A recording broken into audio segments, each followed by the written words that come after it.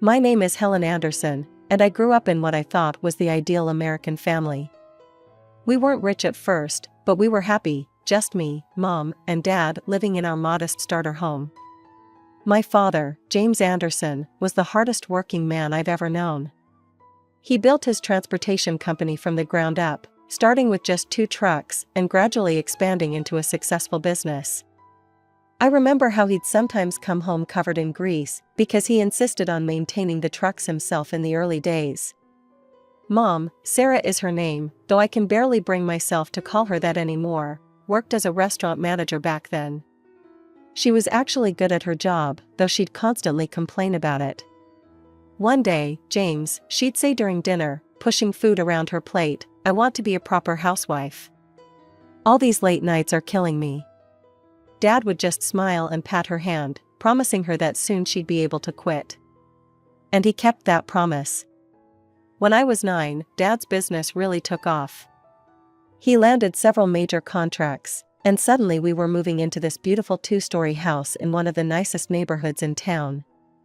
I got my own room, huge and bright, with windows looking out over our backyard. I went wild with the decoration. Pale purple walls, fairy lights everywhere, and this massive bookshelf Dad built himself. He spent an entire weekend on it, cursing under his breath when he thought I couldn't hear him, but beaming with pride when it was finally finished. Mom quit her job shortly after we moved, just like she'd always wanted. Instead of taking care of the house like she'd claimed she wanted to, she was barely ever home. It was always lunch with the girls or just a quick shopping trip or my salon appointment ran late. Dad didn't seem to mind. He was too busy with his company, though he always made time for me. Every Sunday was our day, we'd go for ice cream, and he'd listen to all my stories about school and friends as if they were the most important things in the world. The last time we had ice cream together was just before I turned 11. It was a bright spring day, and Dad was telling me about one of his drivers calling in sick. "Guess I'll have to do the run myself tomorrow," he said, finishing his cone. "Just like the old days." "Can I come with you?" I asked, excited at the prospect of a road trip with Dad. He chuckled and ruffled my hair. "Not this time, princess.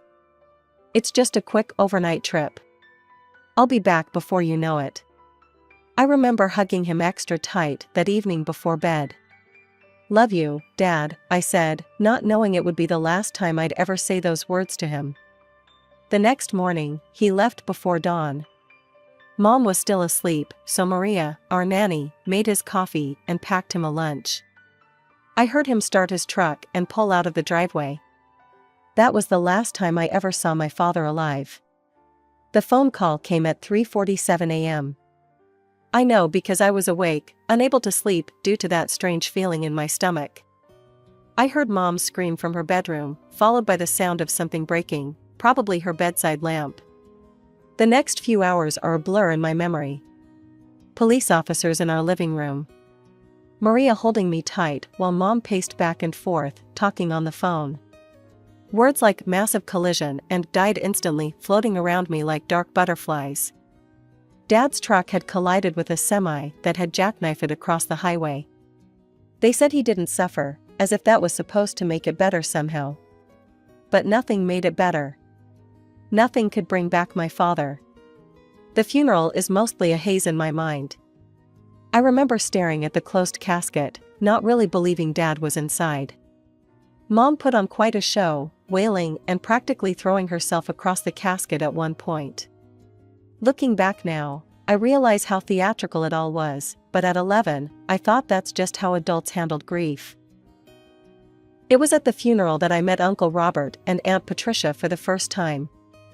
They looked so much like strangers, yet Uncle Robert had Dad's eyes, the same kind, crinkly corners when he tried to smile at me through his tears. "Helen," he said, kneeling down to my level. "I'm your father's brother. I'm so sorry we're meeting like this. Why haven't I met you before?" I remember asking, direct as only kids can be. A shadow crossed his face. "Your father and we had a disagreement many years ago. But none of that matters now. I had to come say goodbye to my little brother." After the funeral, Mom's grief evaporated like morning dew. Within weeks, she was meeting with Dad's lawyers, taking control of his company, and acting like she knew the first thing about running a transportation business. She started throwing around terms like restructuring and modernization, but it was obvious she was just making things up as she went along. I spent most of my time with Maria, who would shake her head sadly whenever Mom came home with shopping bags from expensive stores. "Your mother's spending money like water," Maria muttered one day while making my lunch. "Those poor drivers haven't been paid properly in weeks." She was right. Dad's employees started quitting one by one. These were men and women who'd worked for him for years, some since the beginning. I remembered their names, their faces, how they used to bring me little presents from their routes. Now they were leaving, unable to feed their families on promises and excuses. 6 months after Dad's death, Mom sold what was left of his company for a fraction of what it had been worth. She acted like she'd made some brilliant business decision, but everyone knew the truth: she'd run Dad's life's work into the ground. After the sale of Dad's company, Mom was rarely home, always out somewhere, and I spent most of my time with Maria. She'd started teaching me Spanish, saying it would come in handy someday. I spent a lot of time at the library after school. It was better than coming home to an empty house. Mom would breeze in late at night, sometimes smelling of wine, barely acknowledging my existence.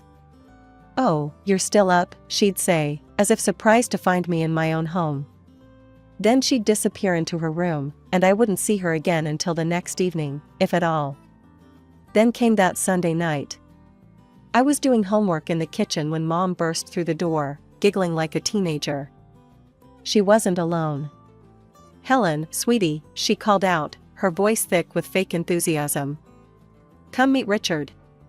Richard was tall and wore an expensive suit that somehow still looked cheap. His smile didn't reach his eyes when he looked at me.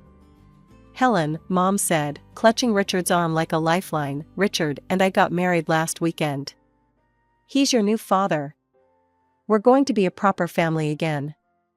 "I already had a proper family," I said, my voice shaking.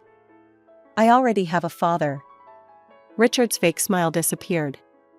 "Listen here, young lady," he said, his voice stern. "Your mother and I are married now. You need to accept that and show some respect." "You're not my father," I spat back. "You'll never be my father. See what I mean?" Richard turned to Mom.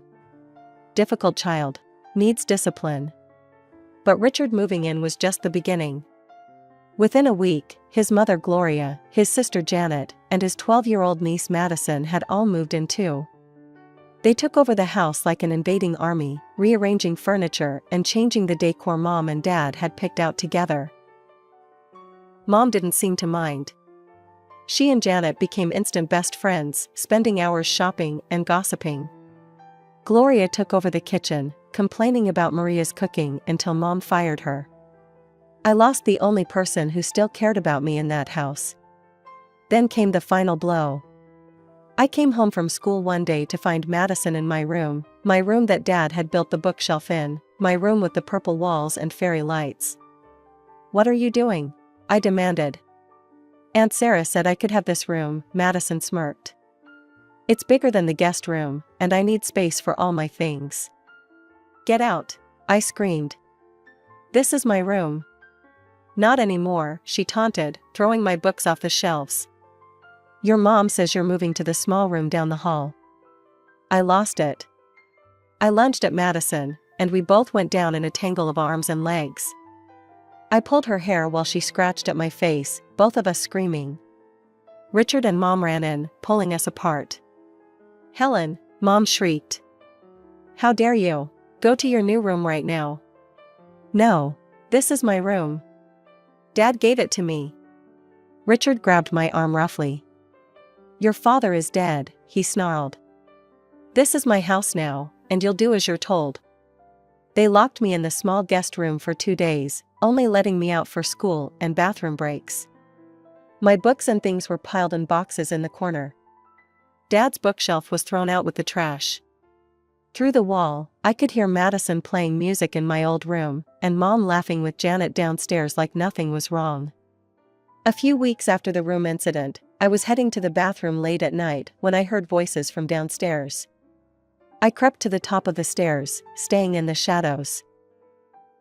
"The girl is becoming more difficult every day," Richard was saying. "She's disrupting our family harmony. Have you considered finding her another home?" My heart stopped. "Another home? You mean adoption?" Mom asked, and my blood ran cold at how thoughtful she sounded. "I suppose that could work. She's still young enough." "It would be better for everyone," Janet added. "Madison's afraid of her after that attack, and honestly, she doesn't fit in here anymore." I ran back to my room, buried my face in my pillow, and told myself they couldn't mean it. Mom wouldn't give me away. She couldn't. I pushed the conversation to the back of my mind, convincing myself it was just talk. 2 months later, my 13th birthday arrived. I wasn't expecting much. My birthdays hadn't been celebrated since Dad died. But to my surprise, Uncle Robert and Aunt Patricia showed up at the door. "Happy birthday, Helen," Uncle Robert said, hugging me tight. His eyes narrowed when Richard walked past, ignoring us completely. Mom had thrown together a hasty dinner, probably embarrassed that Dad's brother might judge her. The tension around the table was thick enough to cut with a knife. Then Mom cleared her throat. "Actually, Robert, Patricia, I'm glad you're here. There's something I need to discuss." Something in her tone made my stomach clench. "Helen isn't happy here," Mom continued, not looking at me. "And frankly, we're not happy either. She doesn't fit in with our new family dynamic. I've decided to put her up for adoption." The words hit me like a physical blow. The conversation I'd overheard hadn't been just talk after all. "I thought, since you and Patricia don't have children of your own," Mom continued, her voice casual as if she were discussing the weather, "you might want to take her. If not, I'll start looking for other families." The room spun. I couldn't breathe. On my birthday. She was giving me away on my birthday. Uncle Robert's chair scraped back so violently it fell over. "We'll take her," he thundered, his face red with fury. "And you, Sarah, are the most despicable excuse for a mother I've ever seen. How dare you?" Richard started to stand, but one look from Uncle Robert made him sink back into his chair. "Patricia," Uncle Robert said, his voice gentler, "help Helen pack her things. We're leaving now." Aunt Patricia wrapped an arm around my shaking shoulders and led me upstairs. We packed quickly, throwing my clothes and few remaining possessions into bags. I was crying so hard I could barely see. "It's going to be okay, sweetheart," Aunt Patricia kept whispering. "We've got you now." I walked out of that house without looking back at Mom. She didn't try to stop me, didn't try to say goodbye. The last thing I heard as Uncle Robert closed the car door was Madison asking if she could have my new room too. The transition wasn't easy at first. I'd wake up in my new room at Uncle Robert and Aunt Patricia's house, momentarily confused about where I was. But then I'd smell Aunt Patricia's coffee and bacon wafting up from the kitchen, and remember that I was home, my real home. The adoption process moved quickly. Mom signed away her rights without hesitation, which hurt at the time but eventually felt like a blessing. Uncle Robert and Aunt Patricia became Mom and Dad on paper, making official what was already true in my heart. "Helen," Uncle Robert said one morning over breakfast, "we enrolled you in Riverside Prep. It's a better school than your old one, and we think you'll like it there." I did like it there. Without the constant stress of my old home life, I started doing better in classes. My teachers noticed, and so did my new parents. They came to everything, every school play, every academic awards ceremony, every parent-teacher conference. When I joined the debate club, they sat through every competition, beaming with pride even when I lost. They encouraged me to try new things. Piano lessons, summer science camps, volunteering at the local animal shelter, they supported it all. Not just with money, but with genuine interest and involvement. The pain of my mother's rejection faded gradually, replaced by the warm certainty of being truly loved. I stopped thinking about her, stopped wondering if she ever thought about me. My new life was too full, too happy for those old hurts to matter anymore. High school graduation came, and I had the loudest cheering section in the audience, not just Uncle Robert and Aunt Patricia, but their whole extended family who had embraced me as their own. "We have something to tell you," Aunt Patricia said at my graduation dinner. "We'd been saving for your college fund since the day you came to live with us." They'd put aside enough to send me to any school I chose. I picked State University's business school, planning to major in investment management. College was incredible. I threw myself into my studies, determined to make them proud. During my junior year internship at Goldman Sachs, Aunt Patricia mentioned casually that she'd run into my birth mother at the grocery store. "She has a son now," Aunt Patricia said carefully, watching my reaction. "They're still in your father's old house with Richard's family." I just nodded, surprised to feel nothing but mild curiosity. That life seemed like a distant dream now, happening to someone else. After graduation, I landed a job at Morgan Stanley. My starting salary made my eyes pop. It was more money than I'd ever imagined making right out of college. The day I got my first paycheck, I went straight to the jewelry store. Uncle Robert had been wearing the same worn-out watch for years, and Aunt Patricia had been eyeing a particular pearl necklace in a local shop window. When I gave them their gifts, Aunt Patricia started crying, and Uncle Robert's hand shook as he put on his new watch. "You shouldn't have spent your money on us," he protested weakly. "Who else would I spend it on?" I asked, hugging them both. "You're my parents. You're the ones who made all of this possible." 6 years flew by after college. I climbed the corporate ladder at Morgan Stanley, earning promotion after promotion until I was managing my own team. Every success felt sweeter because I could share it with Mom and Dad, as I now called Uncle Robert and Aunt Patricia without hesitation. The apartment came first, a beautiful 2-bedroom condo in a nice part of the city. Mom helped me decorate it, and Dad insisted on checking all the paperwork before I signed the mortgage. Then I met Michael. A year of dating, and he proposed during a weekend trip to the beach. I said yes, before he even finished asking the question. Mom cried when we told them, and Dad pulled Michael into a bear hug. "Welcome to the family, son," he said, his voice gruff with emotion. We threw ourselves into wedding planning. Mom and I spent weekends looking at venues and tasting cakes, while Dad and Michael bonded over budget spreadsheets and vendor contracts. Then the message arrived on Facebook. "Helen, sweetheart. I've heard about your upcoming wedding. I know it's been a long time, but I'm still your mother. I've changed, and I want to make things right. Please let me be part of your special day. I miss you so much." My hand shook as I read the message. I immediately called Mom.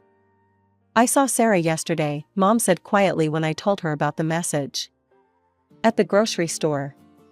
She didn't ask about you, not once.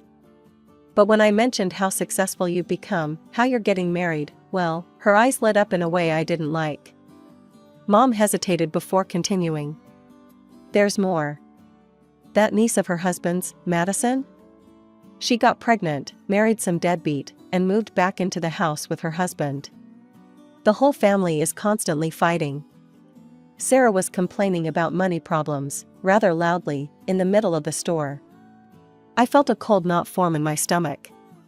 So that's why she reached out. She needs money. I stared at the message for a long time before responding. My fingers hovered over the keyboard as memories flooded back, the room she gave away, the birthday she threw me away, the years of silence when she had every opportunity to reach out but didn't. Finally, I typed. "Sarah, let me be clear, you are not my mother. You lost that right when you gave me away on my 13th birthday. I have parents who love me unconditionally, something you never managed to do. I don't want you at my wedding. I don't want you in my life. Don't contact me again." I hit send, then immediately blocked her. My hands were steady now, my mind clear. I felt lighter somehow, as if I'd finally put down a weight I didn't know I was carrying. The morning of my wedding dawned perfect and clear. Michael's parents had rented the Mason Creek estate for the ceremony, a beautiful historic property with sprawling gardens and a restored Victorian mansion.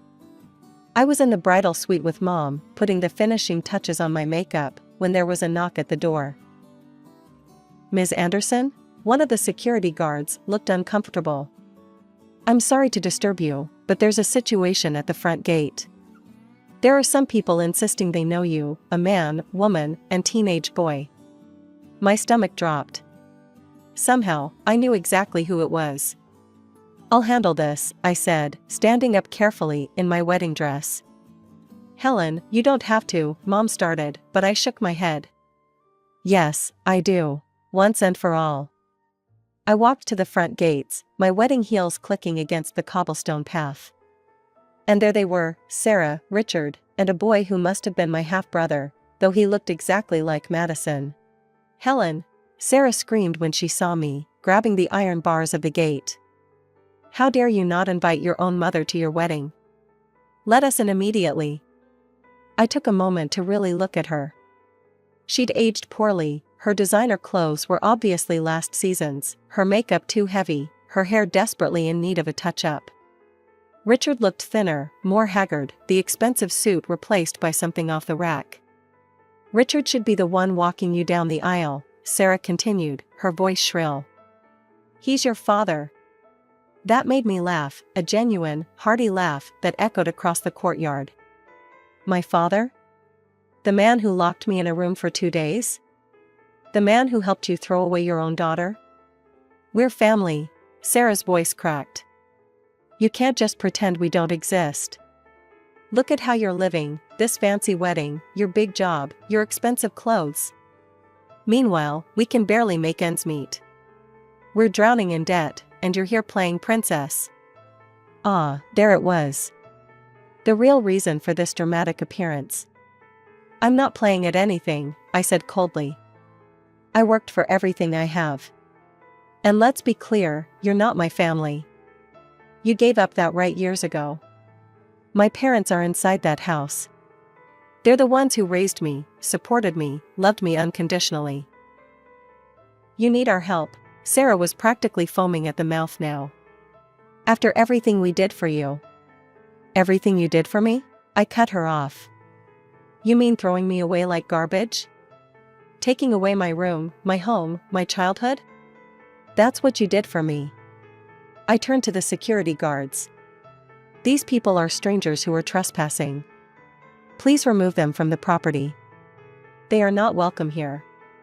"You can't do this," Sarah screamed as the guards moved forward. "I'm your mother." "No," I said firmly. "You're just the woman who gave birth to me. There's a difference." I turned my back on her continued screams and walked away, my head held high. When I returned to the bridal suite, Mom was waiting with a worried expression. "Are you okay, sweetheart?" I took a deep breath and smiled. "You know what? I've never been better. That chapter of my life is finally, completely closed." There was a knock at the door, and Dad poked his head in. "Ready, princess?" I looked in the mirror one last time, adjusting my veil. The woman looking back at me wasn't that scared 13-year-old girl anymore. I was strong, successful, and loved, truly loved. "I'm ready," I said, taking Dad's arm. The wedding march began to play as we approached the garden ceremony.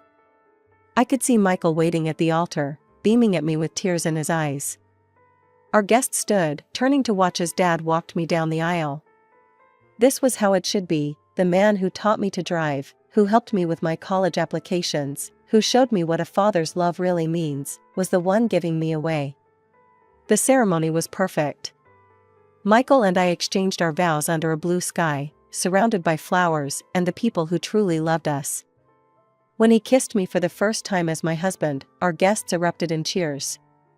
The reception lasted well into the night. Dad gave a touching speech that had everyone crying, then made everyone laugh with embarrassing stories from my college years. Mom danced with Michael while I danced with Dad, and I couldn't stop smiling. That was 6 months ago. Michael and I just got back from our honeymoon in Greece, and life has settled into a wonderful new normal. Sometimes people ask me about my real parents, and I tell them truthfully that my real parents are the ones who chose me, who loved me, who shaped me into the person I am today. I don't know what happened to Sarah and her family after the wedding, and honestly, I don't care.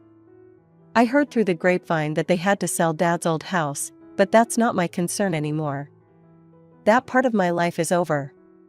My story isn't about being abandoned or betrayed. It's about finding your real family, the people who love you not because they have to, but because they want to. It's about choosing happiness over bitterness, forgiveness over anger, and moving forward instead of looking back. I'm Helen Anderson Mitchell now, and I couldn't be happier with the way things turned out. Every morning, I wake up next to a man who loves me completely, and every Sunday, we have dinner with the parents who chose me and never let me go.